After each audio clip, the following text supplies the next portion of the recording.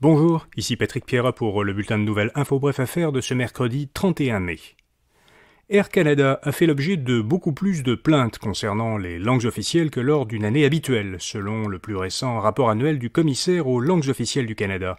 Du 1er avril 2022 au 31 mars de cette année, le transporteur aérien a suscité 276 plaintes, soit 3 fois plus que la moyenne annuelle enregistrée dans la dernière décennie. La seule exception a été en fait l'année précédente, 2021-2022. Plus de 2800 plaintes avaient été déposées cette année-là, mais c'était surtout en raison du discours unilingue en anglais qu'avait tenu au Québec le PDG de l'entreprise. L'organisme Finance Montréal et InnoCap, une firme montréalaise de gestion d'investissement, lanceront cet automne le fonds Investi.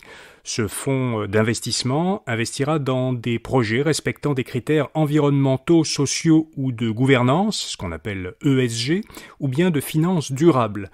Les promoteurs du fonds sont ambitieux. Ils espèrent que, d'ici 2 ans, ce fonds sera capitalisé à hauteur d'1 milliard de dollars. Une dizaine d'organisations ont déjà manifesté leur intérêt, dont la Caisse de dépôt et placement du Québec, la Banque nationale et Desjardins.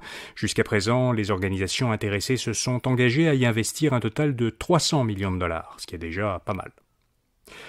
Selon une action collective intentée contre Shopify, la société technologique d'Ottawa n'aurait pas respecté un accord conclu avec des employés qu'elle a licenciés. Ces ex-employés auraient reçu des indemnités de départ d'un montant inférieur à ce qu'ils croyaient avoir convenu avec l'entreprise. La différence varie de 10 000 à 60 000 dollars selon les ex-employés concernés. Shopify n'a pas réagi à l'action collective. L'entreprise a réduit ses effectifs de 10% l'an dernier, puis à nouveau de 20% au début du mois. Environ 350 personnalités influentes du secteur des technologies avertissent dans une déclaration que le développement rapide de l'intelligence artificielle pose un risque d'extinction de l'humanité. Selon eux, ce risque doit être considéré avec le même sérieux qu'une pandémie ou une guerre nucléaire.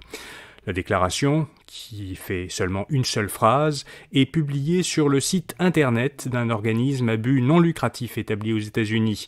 Elle est signée, entre autres, par Yoshua Bengio, fondateur de l'Institut québécois d'intelligence artificielle, le MILA. Et puis le site canadien MoneySense a publié la version 2023 de son palmarès annuel des meilleures plateformes canadiennes de courtage en ligne pour acheter et vendre des actions, obligations et FNB. Le classement repose sur une analyse menée par la firme spécialisée ServiceScore. Ce classement évalue les services de courtage en ligne selon les frais et commissions, le service à la clientèle et les fonctionnalités qu'ils offrent sur appareils mobiles et sur ordinateur.